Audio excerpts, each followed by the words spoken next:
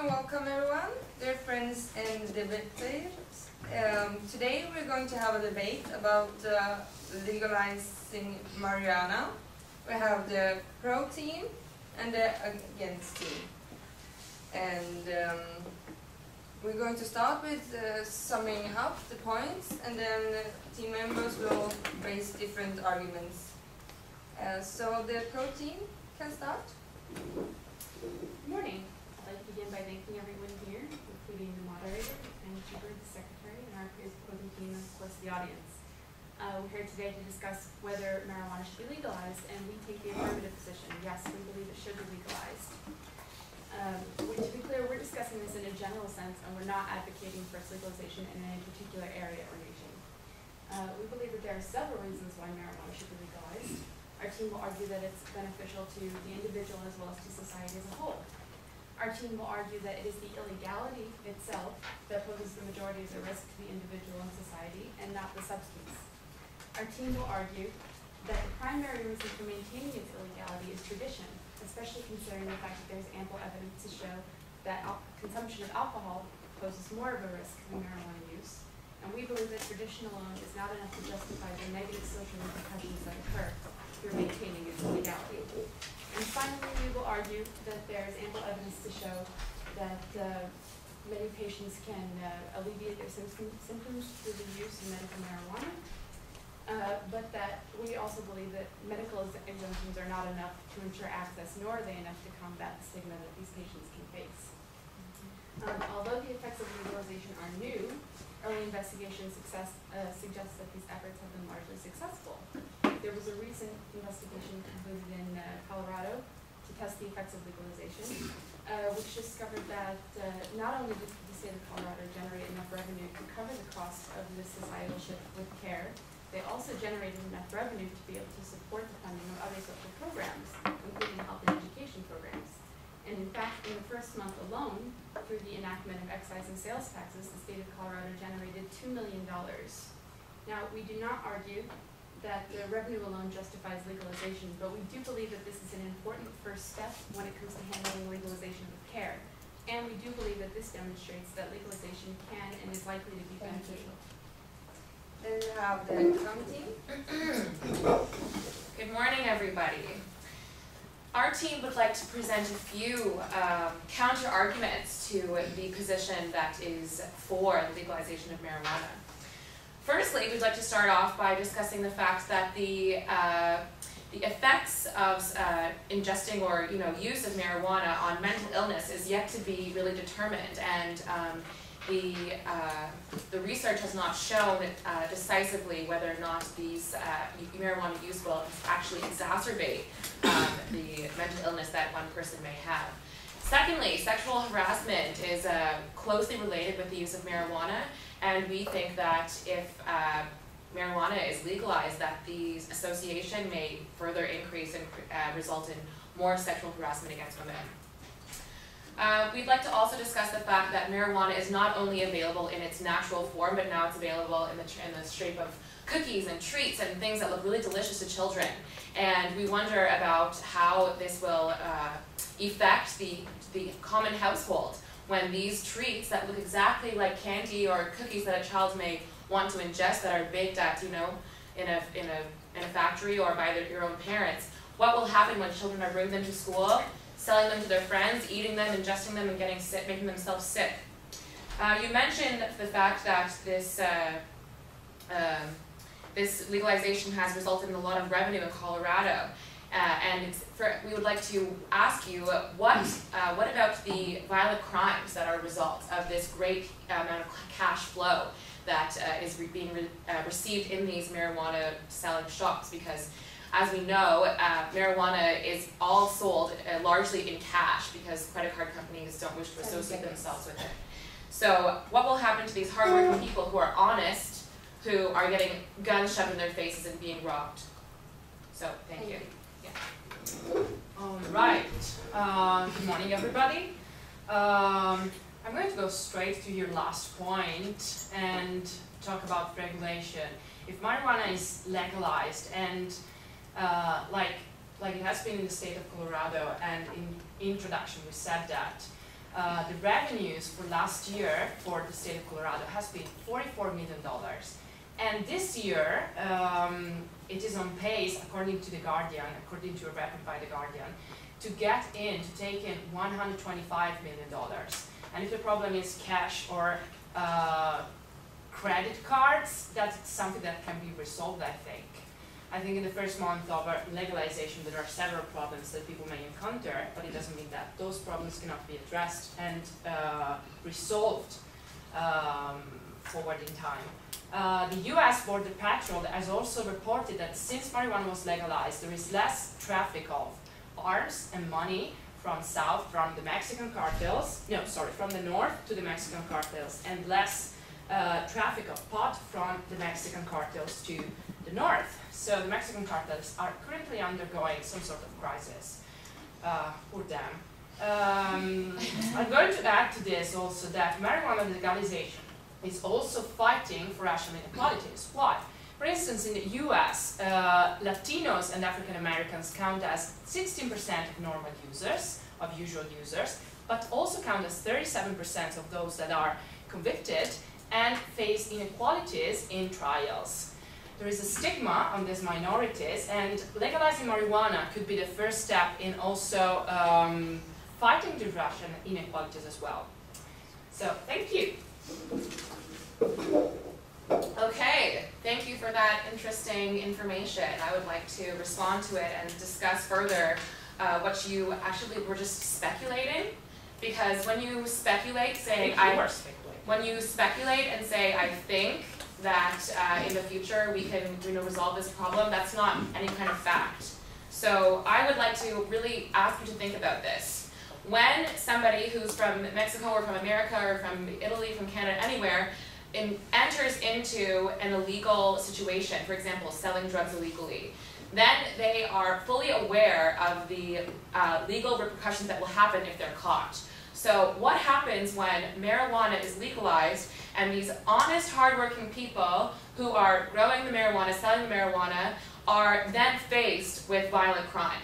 So they did not enter into any, They did not enter into any contract or any knowledge of that, oh yes, I'm doing something illegal, so something bad might happen to me. But this is an honest, hardworking person who just wants to make money. Perhaps they didn't have a job before, and now they do, but they have to go to work every day wondering if I'm going to get robbed at gunpoint. Because in Denver, in Colorado, I have reports that this happens over and over now. So we basically created a new violent crime that is not only susceptible to people involved in crime, but to honest, hardworking people. So I would like you to think about that. I would like to answer to the point about Colorado. Yeah, we have different statistics, but actually in Colorado, exactly, where after weed was legalized, crime has fallen by and not increased. I would add one more thing to your or question mark. How you can reasoning that legalizing will, decrease the risk of being threatened for those people. I really didn't understand that. No, I'm saying it's increasing the risk. It's increasing. Legalizing is increasing the risk. How can you do that if it is not legalized? So it is. Okay, if it's illegal, the people who are selling drugs are doing something illegal. They know that. Yeah. If marijuana is legal, but it is regulation involved when it is legalized. Okay, but that doesn't change the fact that somebody who is robbing them is doing something illegal, and they're doing something illegal. But those who is going to rob, they are going to rob anyway if it is legalized or not. But they're robbing an honest, hardworking person. They're not robbing somebody who's doing something illegal. But just keep in mind, legalized coming with more control and regulation. So you're not listening to what I'm saying. But anyway, back to Alex's point that the crime rate has been dropped in Colorado Bay, and it is the researchers has shown that, especially the violent crime, and not only in the US, even overseas. As she mentioned also that it has good effect on crime rates in Mexico, because people are smuggling less, and the police officers in the borderlines has less seizing pots and marijuana, which makes everything better and easier for them. And again, back to Jennifer is going to explain more about the 30% of all the crimes, especially in the US, is it's in US. It's because of the alcohol and alcohol abuse, and 1/3 of that is alcohol abuse, and why alcohol is legal. Legal. Why shouldn't be marijuana? She's going to expand it more. It's our turn. Yeah. Okay. Mine is not. I just want to focus more on sexual crime, sexual abuse that is going on in the world. And the thing is that you focus only in Colorado and some out of this in Mexico. But I have another data about the date rape drugs. What do you know about that term? Of course. Yes. It's about alcohol also and other drugs, and include marijuana. And the capacity of those drugs is to lessen women's ability to recognize or to resist or attempt to resist the assault. But they don't have the ability to protect themselves that way. And according to the Canadian Medical Association study in 2009, 21% of sexual assaults involved date rape drugs, and victims were mainly women from 24 years old. And even the Rape and Abuse Incest National Network of US American reports that marijuana is the most commonly used chemical in crimes and sexual assault. The thing is that we have limited knowledge about marijuana and its effects or roles in sexual assaults. It appears everywhere, in bars, at home, at school, while you are camping, everywhere, but you are unsure about the place and the people that you are encountered with in the context. So how can you protect yourself in that way? You are advised to watch your drink and then stay away from untrusted people. But how can you do that? Can you protect yourself in that way and then just, okay, 15 seconds, I'm safe, and then people can do everything to me? It's unreasonable. I could ask one question. For that numbers that you gave, I really am interested in specifically about how much, which portion of that crime rate is just related to marijuana. Because drugs as a whole, it can be really, really very big. It can include the alcohol. It would have been better that you give us exactly for that proportion, that much is for marijuana. And that would have been interesting number to know. And we don't know how big or how small is that, but which we think that is kind of small in comparison with the other drugs. Yeah. Yes. On that remark, we do realize that the combination of marijuana and alcohol is a risk for example, car accidents. However,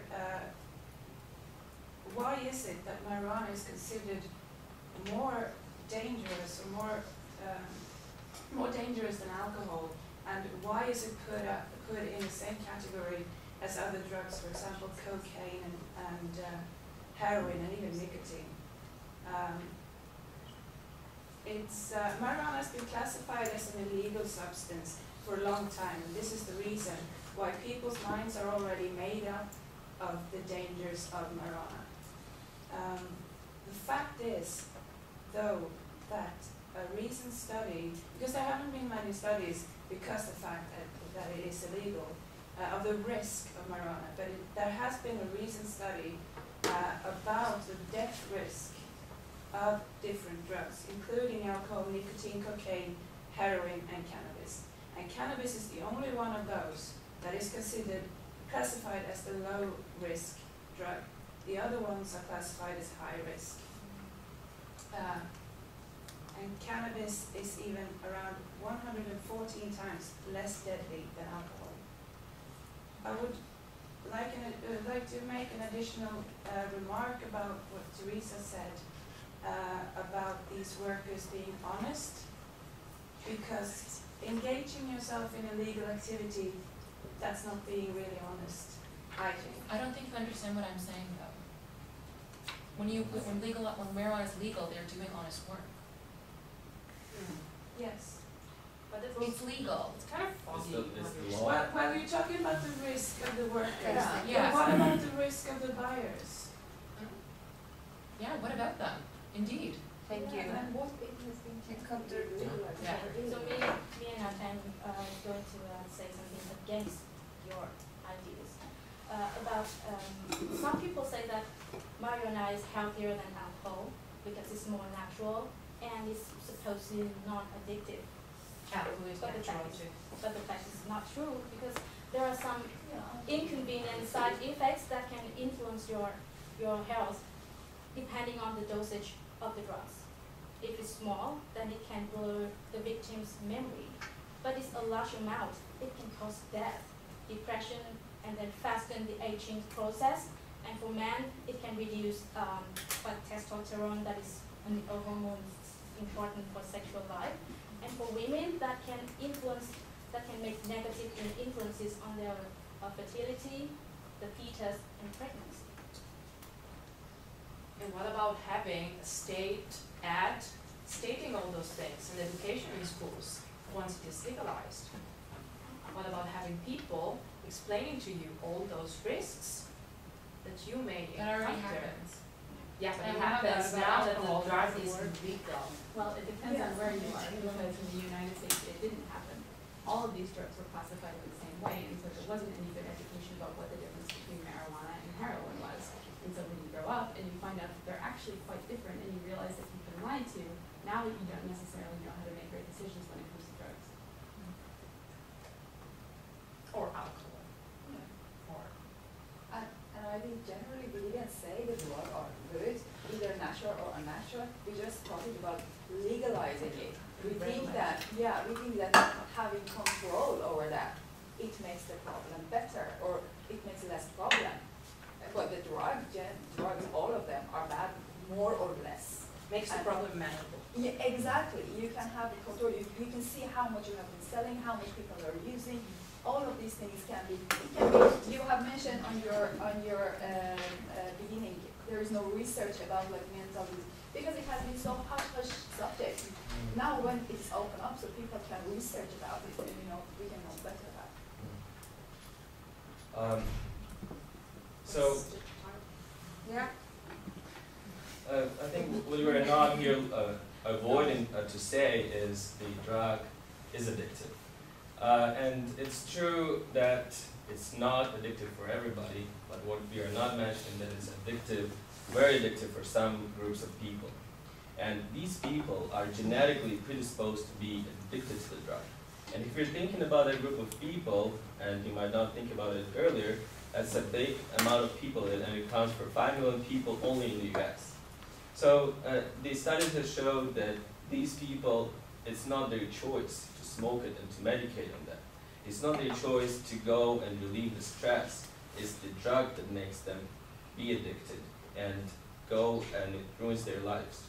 So if we want, it doesn't take here much effort to think if we legalize it, then the amount of people who are addicted and can be addicted can go up, because these people will be in higher numbers all over. So if you didn't know that you were addicted and then you try it, then you are trapped in a way, since you have an access to it and it's more accessible than you would go and find a dealer. So you can go to the dispensary and get the drug. Okay. I have a remark on the addiction. It's actually proven that marijuana is the least addictive drug. Tobacco goes for 32% addicted, heroin 23%, cocaine 17%, alcohol 15%, and marijuana is 9% addictive.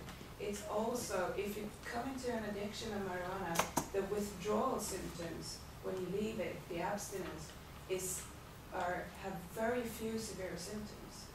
So it's easy to quit a marijuana addiction compared to alcohol and cigarettes, for example. Or sugar. But I think what you're not mentioning here is the long-term effects that marijuana has on lives of people.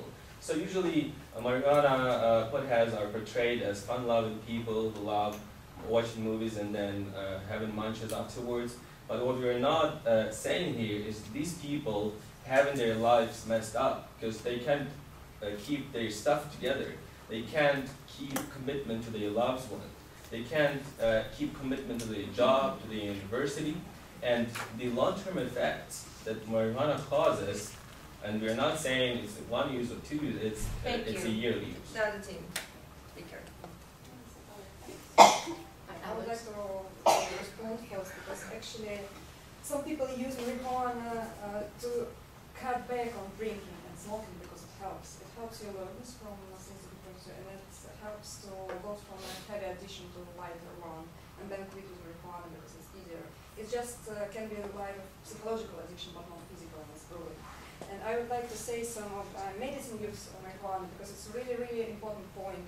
For now, it's like classified like Schedule 1 UK, for example, and it means that it has no medical values, but and only 6%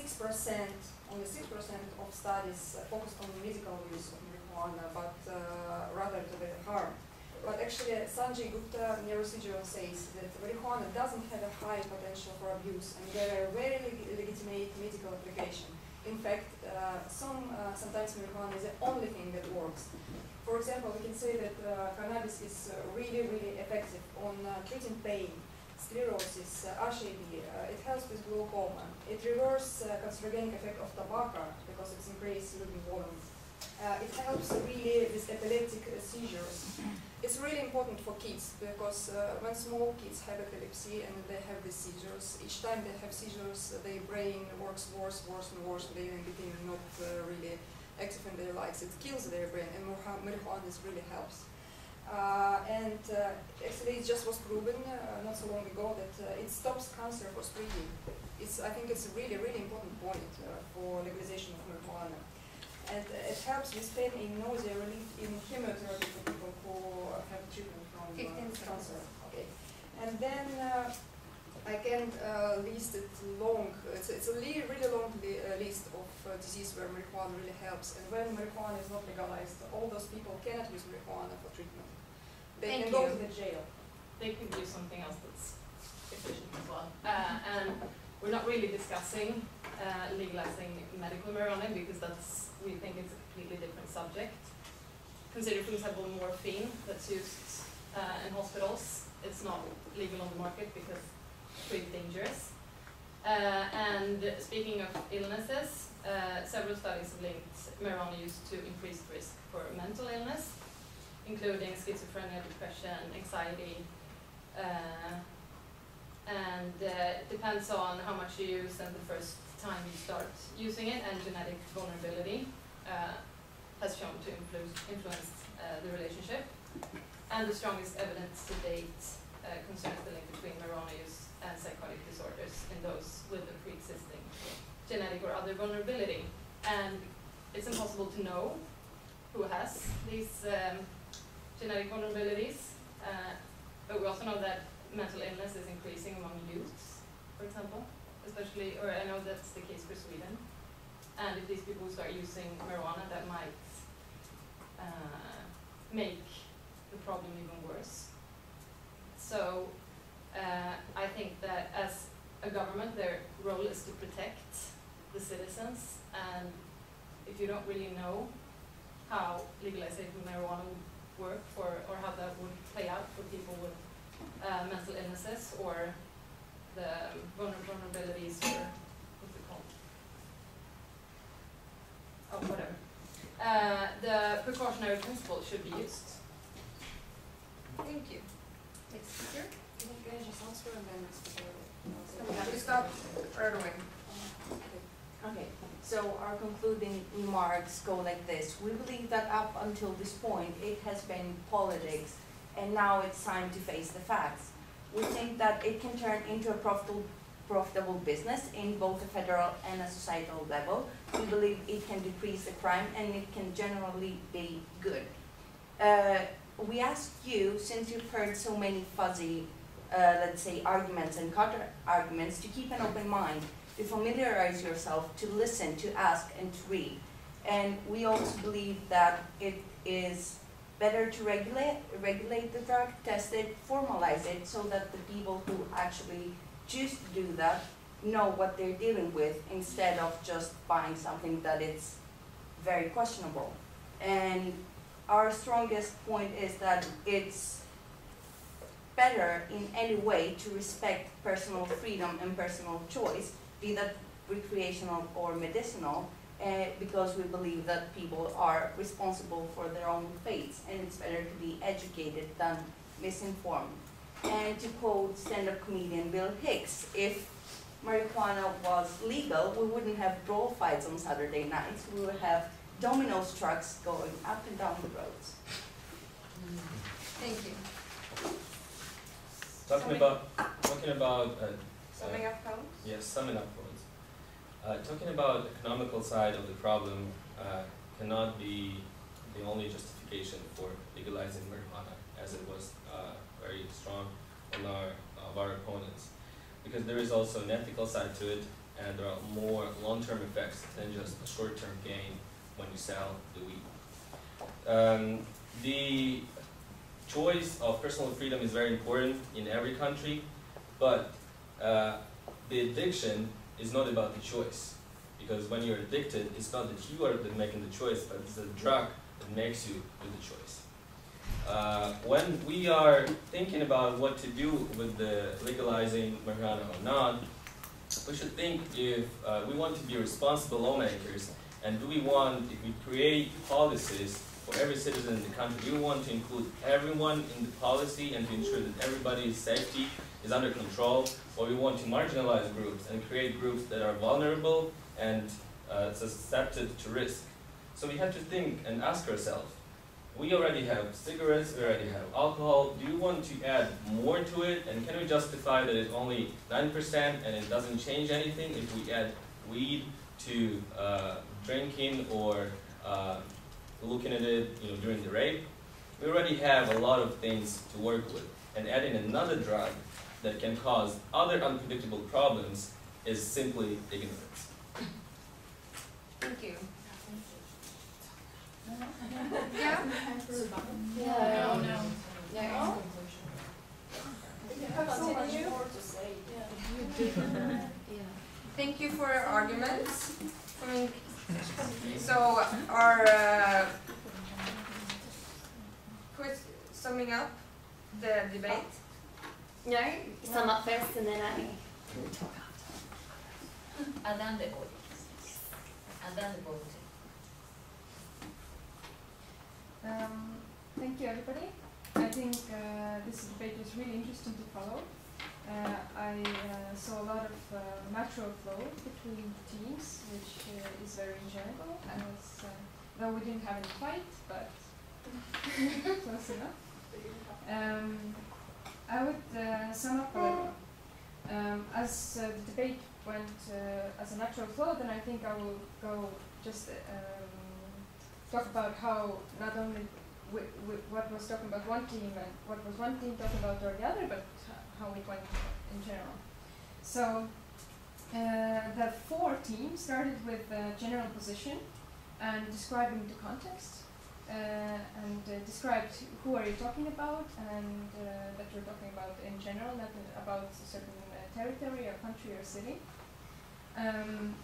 Then you said already in the beginning that alcohol is much more dangerous drug than cannabis.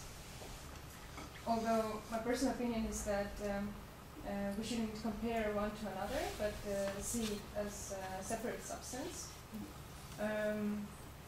Then you mentioned already that cannabis can be useful in a treatment of different illnesses. And then we moved on to another group, and you proposed that cannabis is not good enough in, or this excuse of having cannabis is legalized is not good enough for treating mental illnesses, and it's not investigated enough. You talked about sexual harassment against women, which first of all looked a bit weird for me, but then later on you explain it better. You talked about cookie streets and candies for kids. If that's a bit news for me, but yeah, you didn't evaluate it on it a bit later, so it was only it was went on in the introduction. And then you brought up this topic that was discussed later.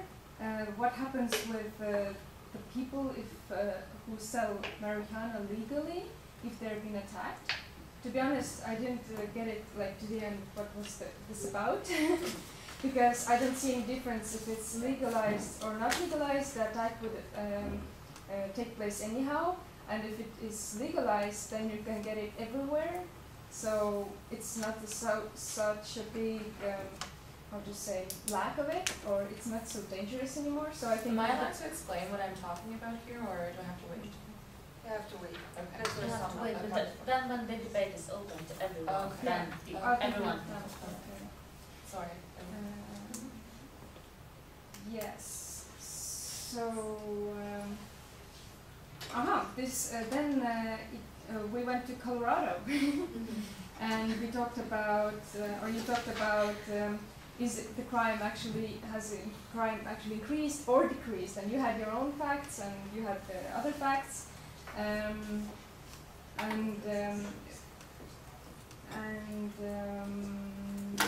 yeah.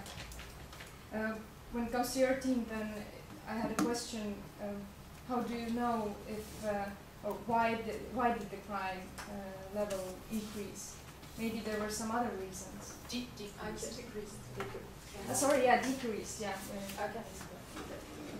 No, you have to. Okay.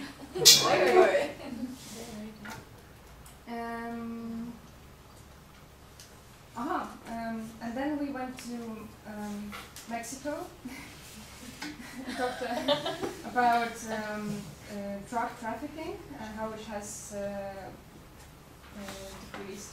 And then we talked about racial equality and rape drugs.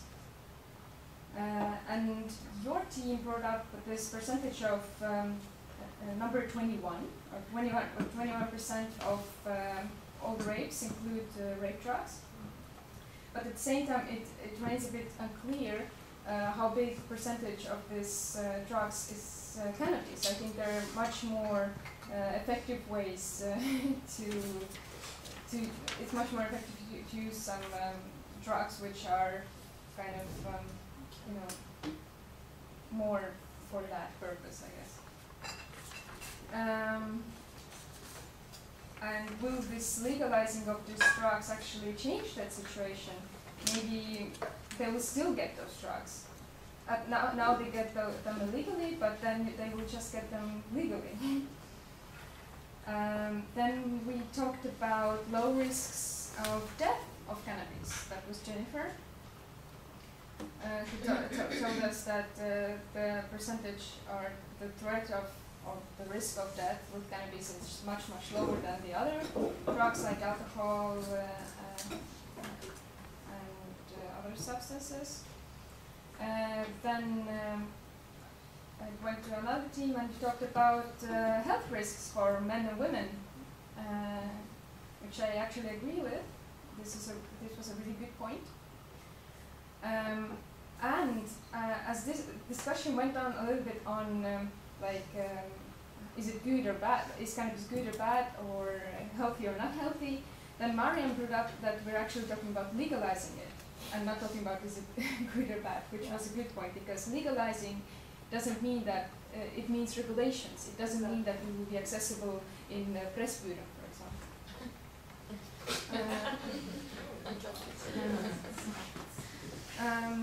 But I agreed with your fact, and it was very good that you brought up that there still exists a group of people who is very sensitive and get really addicted to cannabis, and they have a bigger risk of having those mental illnesses. And you supported it pretty well. Yes.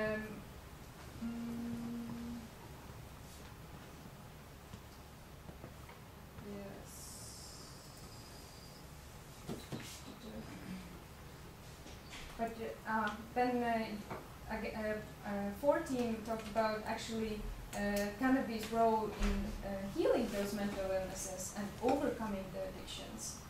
I think you mixed it up. It's healing physical pain, not mental illness. Yeah. That's why I said it can treat It's used mental for illness. treatment of post-traumatic disorder as well, so it's used for treatment of mental illness. It can also treat mental illness. That's what I was saying.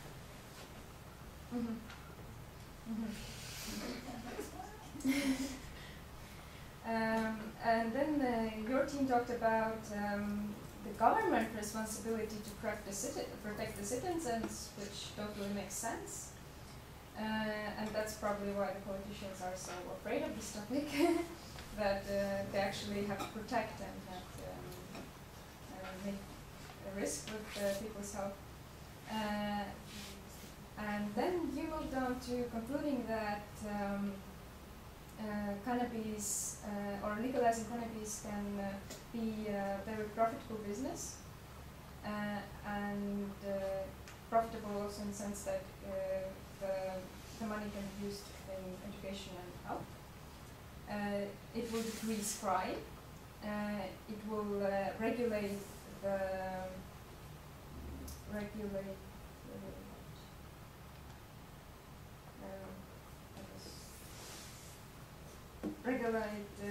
the usage, or but in general, and it is much more to safe to buy drugs which are being having investigated and being researched, and not by something that can be dangerous or not researched before. And you responded with the argument that economical part is not the excuse or the reason for legalizing the marijuana. And talked about if a person is addicted, then he doesn't have a choice. He's just or he or she is just addicted. And we talked about alcohol, tobacco, and whether it is reasonable to add another addictive substance to people's choice or something. It would be ignorant. Yeah, I think that's. Thank you, Elina. Comments from the audience? Emma? I just wanted to say it's really good to see everyone had so much passion, and you could really see that in how you're getting all involved. But the danger of that is that it wasn't a debate, it was a conversation. And I know that this is the first time that lots of people have done debates, so it's understandable.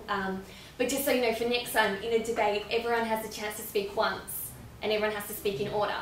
So the moment that Alex spoke before her teammate, the adjudicator would have gone, sorry, debate's over, that's it.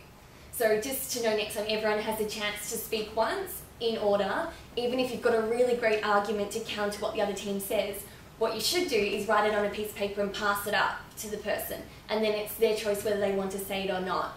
But it can't go back and forth, and it can't be a conversation. So yeah, just to keep that in mind, because that's not the rules of debating. Otherwise it's a completely different format. But I think it was from both parts, not just us. Yeah. Exactly, but once you ask the other team a question, they have no choice but to respond, and then it sets the structure. So if you're asking the team a question, they can't say nothing and not defend themselves. But they did the same. We were not the only one. No, that's what I'm saying. The moment Alex opened it and spoke out a line, the debate would have been open, but then you're right, they did the same thing back, so they would have been dismissed as well, so the whole debate would have been called off. Actually, before debate, I asked if it's possible to respond, and the answer was yes, it's possible to respond. In turn, everyone can respond at their turn. We were talking in turn. It was short response, and then we were talking. No, you weren't. See, you spoke before Jennifer had a chance to speak, so not everyone can reply. If it's Jennifer's turn to speak, she's the only person in your team who can respond. Yeah, I think also that they are 4, we are 5. Yeah, it got confusing. Yeah. Especially because, remembering that one of their people had to speak twice and act as 2 people. set the tone that you could go back and forth, but in reality Teresa was playing two different people, so she was responding as the second speaker. So yes, both teams did it, but yeah, it's just good to know for next time, because otherwise the debate will be over the moment you do it. For sure. Thank you. Yes. You're right. You should respond to arguments. So what is important is that you should keep turns, but you should not just present arguments. You should listen to what another person is saying, and your response should be. You can present your argument, but at the same time you should respond to what another group is talking about. Otherwise, it will be just we have our arguments, we just present them, and we have our arguments, we present them. So you do not have this clash. So you have to listen, respond to both the side, and giving your arguments. Keeping turns is a challenge. Yes. I just think it was a bit too bad that we didn't enforce the structure more, because both Christy and I didn't get a chance to say our parts. The debate just ended and we didn't get a chance to say anything. We learn. Yeah. This is the first time. Maybe it's going to be another There time. were other flaws. No, but like, do you mean to add? No, I never said my part. I didn't do that in action. You just present. Yeah, but there's 6 of you and there's 4 of us. So I never got a chance to say it, and neither did Christy. Yeah, I wasn't understanding anything. Yeah. Now there is still debate is thrown to the public, so you can, everyone can present their arguments, non-presented arguments. Because it can influence voting. Come on, guys. Legalize not. Yes. Do anyone else in the audience have something to add, or should we have a vote? Okay, then we will vote. Who's for legalizing marijuana?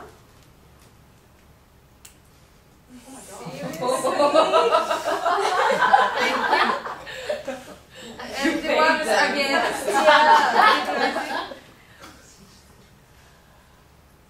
Thank you. We have a winner.